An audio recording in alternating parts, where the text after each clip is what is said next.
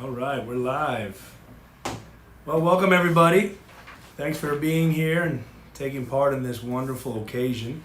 What I like to call COVID versus male infertility.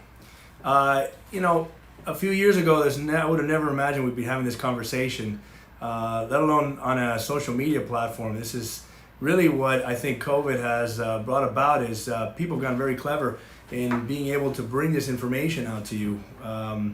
It's amazing how COVID has turned around our daily routine and has really thrown a number and caused a lot of issues, but at the same time it's brought us about and made us better, I think, in the sense of as a society we're working together better. Look at how quick we were able to get a vaccine. It's amazing.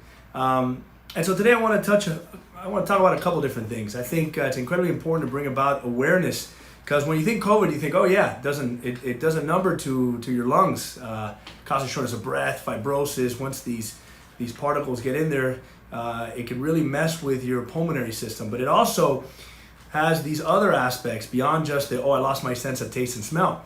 And I think it's incredibly important that we continue on trying to figure out what exactly is it that this is doing to our fertility, to a man's testicles. I applaud a lot of the work done by our doctor scientists, especially here at the University of Miami, Dr. Masterson and Dr. Ramazami, good friends of mine. I think they're doing a great job, and they should continue their work so we better understand what is exactly going on and what we need to do to be able to beat this. And so I want to talk about a couple different things. I think this is a great point, a great way to bring about this awareness, but also to bring about awareness of some other things such as sperm banking, sperm freezing. We all want to have a backup plan just in case. And the idea of being able to have that backup plan, especially for somebody who's in their fertile years, maybe getting a little bit older and worried that something may happen. Well, something's happening. We know that COVID is affecting a man's ability to produce sperm, produce good quality sperm. And so something like sperm banking, which is very simple, you provide a sample, they put that in a special medium, and they freeze it at, I think it's something like negative 200 degrees Celsius. Really cold to keep that there for a rainy day. And I think this is another wonderful way of being able to bring this to people's awareness that this does exist and something you can do. So let's talk a little bit about COVID. Again, we talked about how COVID can do a number to people's lungs. It can mess with their heart. It can mess with any organ. The pathognomonic stuff, which is the lack of sense of taste and smell. Well, we all know that is something, if that happens, you better go get tested because it's more likely to have COVID. But nobody really understands at this point yet. We have an idea and we're developing an understanding as to what exactly can this do to a man's testicles. There's a couple of theories out there. And it's probably a combination of a lot of different things. And we'll go over some of these theories as to what exactly happens to a man's testicles when they get infected with the COVID virus. The first theory is that the COVID virus itself has like a fob, or it has a key, or it has the code to be able to get into the actual testicles. And the way it does that is through these receptors, what we call the angiotensin converting enzyme receptors. This is something we find throughout our entire body, mostly in our arteries and veins, and that's why this can affect your heart. But we also find these in the receptors of the testicles. There's three major cells we're dealing with here. The Sertoli cells, which is easy to remember. Sertoli makes sperm, S and S. The Leydig cells makes testosterone. That's the two predominant function of the testicles, is produce sperm and make testosterone. And the sperm cells themselves all have this receptor that allows the virus to come in and boom, open up, and then allows it to go in. So this is theory one. This is what we initially thought because we've been able to find the virus in men's testicles on autopsy and a man's ejaculate. Albeit we know it's probably not a sexually transmitted disease. Not a good excuse not to wear protection either way, but you can't really pass it through a man's ejaculate at this point. We don't think you can. And that's because although I told you there are these receptors, there aren't a lot of receptors in the testicles, in the Sertoli cells, Leydig cells, and sperm. And so we understand and we know that although this may be one of the theories, it's less likely the predominant theory as a direct inoculation of these actual cells. Theory number two is this can affect a man's ability to be able to produce testosterone and to have normal levels of androgen. We see in men who have very high levels of virus, people who are very sick from this virus, an increase in some of the hormones that we correlate with infertility. So FSH and LH, which are things that are produced by the pituitary gland, we use them as markers. And for example, FSH When it goes up, well, in a woman, we know that that's directly correlated with potentially menopause and going into menopause. And same thing in a man for andropause, which is a real thing. And so we see that in these patients, an increase in FSH and LH and a decrease in testosterone and estrogen. So we think this may also be affecting not just fertility, but also man's sexual function, the way they feel tired.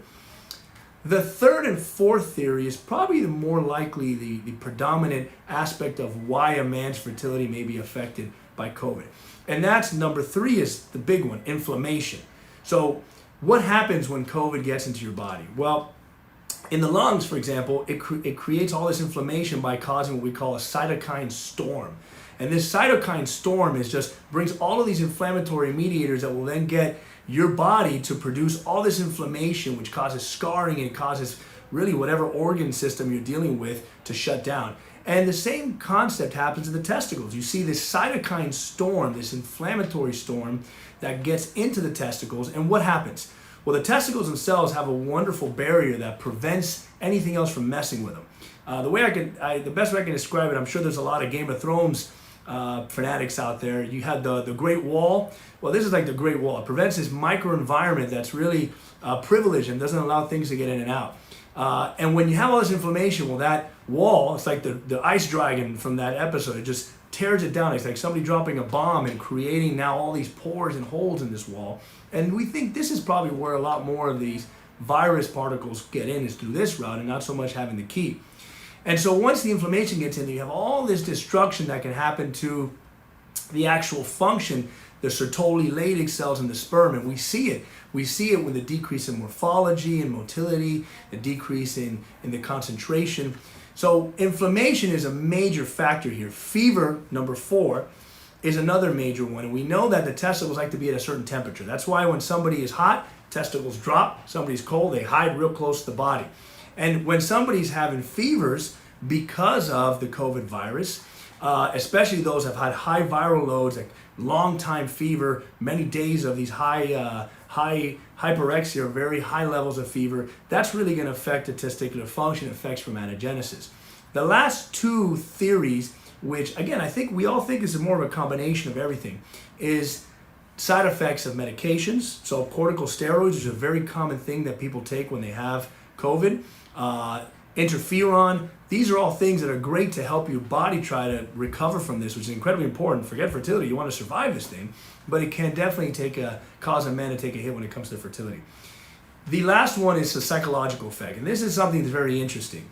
We know that psychologically, when somebody's under an incredible amount of stress, what does your body produce? Your body produces stress hormone. This is fight or flight. These are stuff that we use to survive stressful situations. Cortisone, epinephrine, things that evolutionarily were meant to allow us to survive these stressful situations, and evolutionarily we were not meant to reproduce during times of stress. And so we know that the psychological aspect also has a major factor as well. Again, it's probably not just one, it's a combination of everything, but the theory here is mostly in the patients that have had really high viral loads, got really sick for a long period of time, high levels of very high temperatures when they had the COVID. Maybe they also had some other risk factors, such as somebody who has had already some prior surgery and they don't have that wonderful fortress around their testicles, that blood testes barrier is no longer there. These are all people that are at risk. And so now that we know and we're having a better understanding, the question is, what should you do? And we don't quite know, and we don't have the final recommendations, but the thought process is, if you've had COVID, especially with high viral loads, if you were the type of person that had COVID and you ran a full marathon while you had the COVID, you're probably okay, because it's unlikely that you had a lot of damage done to your body. But those that did probably should get evaluated. And if they were in the middle of trying to have a pregnancy, whether it be through natural means or assisted reproduction, you probably want to hold off for a little bit after getting evaluated by a urologist that is subspecializes in male fertility, or you go see a reproductive endocrinologist, and at that point then you really can decide, hey, when should we do this? How long should we wait? At this point we're thinking maybe some weeks, maybe some months. It takes some time for your body to recover, and we do think that people should recover from this. But you want to give yourself some time to be able to let your body recover from this, just like you would with regards to the other aspects of what COVID can do. You don't have COVID to recover and then go run a marathon. You got to give yourself some time to let your body heal. Now, of course, if you bank sperm, wonderful. you have your backup plan there. You don't necessarily have to wait because you got your stuff there, especially if you're deciding to proceed with reproductive assistive means such as intrauterine insemination or in vitro fertilization with ICSI. So in a nutshell, that's more or less what we're dealing with at this time. As a urologist that subspecializes in sexual medicine, andrology, and male fertility, obviously something I'm very passionate about, something that I like to provide and allow people to learn a little bit more. I find this incredibly educational, entertaining at the same time, and it's never a boring moment, as I say, in the field of urology. But I think at this point, now that we've made these introductions, I've given you a little background about what exactly is going on when somebody has COVID and what could be going on with their testicles. I think we're going to open up. I have some questions here that were sent to us previously by a volunteer, and hopefully these are some questions that people may have. I know that I've had conversations and personally seen many patients in my office. I've seen the full gamut of patients that have had COVID, and when they've had their semen analysis, they look perfectly fine. And I've had patients that have had COVID and we did a semen analysis, and they actually had 0 sperm, what we call azospermia. Again, it's a combination of different things. We don't quite understand it. We think that people that have had higher viral loads, and this patient in particular that had azospermia also had prior surgeries done to his testicles. Remember, it doesn't have that fortress, that protection. And I've seen patients who have had recovery with some assistance in a lot of their semen parameters on their semen analysis. So the first question that was sent to us was, I was tested positive last year in 2020 in April. Is there any procedure for me to find out if I was affected? And yes, the workup for a male fertility patient involves obviously the visit to get the history and the physical, to learn a lot about some of the other risk factors that we want to know about that we already discussed. The tests that we order, other than the history and physical, involve some blood work to check the andrologic side. Remember, I told you these Leydig cells produce testosterone, which gets converted to estrogen. We check the pituitary gland because we know that the pituitary gland that's in the brain can also be affected. And then we do an ultrasound to make sure we're not missing anything architecturally. And the most important thing is the semen analysis. And of course, this semen analysis is done at certain labs, Conception, Florida being one, to be able to give us the information that we need with regards to the volume of ejaculate, which we know is a combination of fluid from the prostate, seminal vesicles, and testicles, the concentration of sperm, what do the sperm look like, so the morphology, how do they move, how well do they move, that's the motility. These are all things we're looking for. We even also look for inflammatory cells in certain settings, which can be explained either by the COVID virus or even some other prostatitis, which is inflammation of the prostate. So that it would be the main ultimate test that you want to order initially for anybody that is coming in with this issue. The next question is, if there is a procedure, what do the results consist of? I think we talked about that. We're looking at a man's ejaculate, and so we're looking at volume, concentration of sperm, volume of ejaculate, concentration of sperm, motility, how well do they move, so forward progression. We don't want the sperm little guys doing this. We want them to go straight to the target. We're looking at morphology, how do they look? We're looking at certain pH, the pH of the actual ejaculate. We're looking to see if there's any inflammatory cells there. These are all things that are involved in looking at the semen analysis. The next question is, what are or their common symptoms I should be aware of with sperm damaging? Typically, if somebody does have some sperm damage, unless you have the clinical findings of this inflammation we call orchitis, so the testicles getting inflamed and developing a lot of discomfort, maybe some redness, heaviness in the scrotum, fevers. These are all things that we use as symptoms for to make us aware of, hey, there may be something going on there. But even with that, you can be completely asymptomatic and still have sperm damage. Matter of fact, I'd say that's probably the more predominant situation. The more common aspect here is that you're going to have somebody who actually has no symptoms whatsoever, and they may have some damage there with in their semen analysis. The next question, to be safe, what are my options as a former COVID patient, Dr. Martinez? And so we know that if you do have a good semen analysis, and let's say you do want to bank sperm because you're worried long-term effects, what if this later on, does this mean that this is going to accelerate my andropause, menopause? This is essentially testicular failure, where the testicles can potentially start to not work as well. you have the option of doing some banking of sperm and keeping that for a rainy day. Of course, other things that you can do is continue to live a healthy lifestyle, stay away from other things that could potentially damage your testicles. Semen analysis is major, maybe continuing on and following up long term with your urologist or your reproductive endocrinologist. If you're a woman and you're worried, these are all things that you should be doing. I think there's a question here. Do you recommend the PGT? I'm not quite sure what PGT is actually.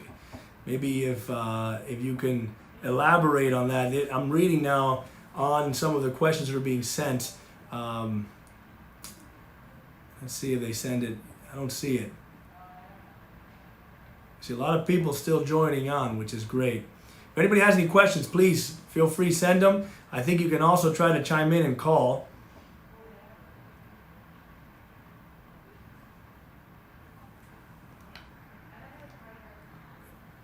Here we go. Somebody's doing IUI soon. I have an appointment April 16th. Not a question, it's more of a comment. Congratulations, I'm hopeful that everything's going to work out there. And again, I think if you, as long as you haven't had the COVID, I don't think there's a problem. You know, with regards to IUI, if your husband had COVID relatively recently, because he's going to have to provide a sample to be able to do IUI is intrauterine insemination. You need to have a certain amount of sperm to be able to do that. I would say, I would recommend that your husband get evaluated by somebody like me or a urologist just to make sure that we're good. But if he has had COVID, I don't see a problem. I see now PGT genetic testing with Dr. Martinez. Yeah, again, I deal mostly with, pretty predominantly from a male fertility side, just the male side. So yes, that would be a good question to ask our good friend Dr. Armando Hernandez-Ray. Does a high FSH correlate with low T or just fertility? So this is a great question.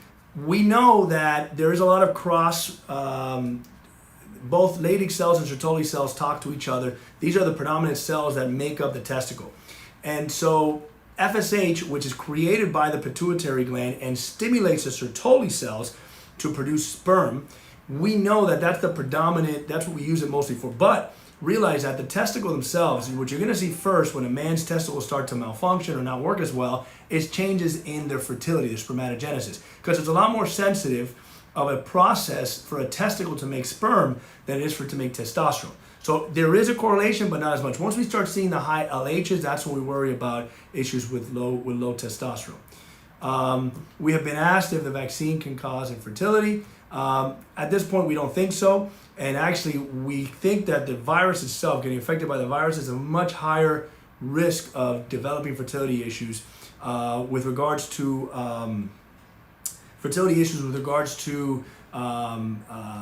not being able to, having the virus and having testicular damage. PGT for embryos. There's one more thing that I think I mentioned with regards to the male. We don't think there's any generational issues. In other words, if you get pregnant, it doesn't mean you're going to pass something along because you've had the COVID virus. We think that doesn't happen. So I suspect that he may say that there shouldn't be any issues with that. But I'm going to leave that one to him because, again, I don't really deal with the female fertility side. Some men are prescribed clomiphene for better sperm. Any studies that would help if a man has COVID? Absolutely. I think if a man were to come to me and has had, let's say, COVID and has certain findings that we're concerned, hey, you've had some damage. As a matter of fact, that is exactly what I have used. That combination with HCG, the way Clomid works, clomiphene citrate in men, is it'll make your pituitary gland produce more of this hormone, LH and FSH, which in turn will stimulate the testicles to go on hyperdrive. So it makes your testicles work more efficiently. We use it all the time for men who have, especially younger men who have hypogonadism, low testosterone, to help the testicles work better and produce more testosterone as opposed to putting somebody on testosterone and shutting down testicular function. We use it to help guys produce more and better sperm with regards to increasing the actual concentration, morphology, motility. And so, yeah, Clomid is a wonderful treatment that we use and I have used and will continue to use for any man who's especially showing any sort of damage with regards to their testicles for COVID. Is it safe to take Cialis and be vaccinated? It's safe to take Cialis with pretty much anything other than nitrates. So it's a wonderful drug. A little different, not going to do much from a fertility standpoint unless you're having trouble maintaining an erection or getting an erection when you're having sex. So if you're having that issue, feel free to take as much Cialis as you need. Don't pass a 20 milligram dose, and you can get vaccinated all the time while taking Cialis. Not any issues. There's no issue there.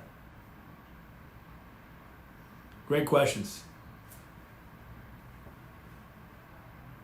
Got people still getting on. Any other questions? I think we're going to have to wrap this up soon.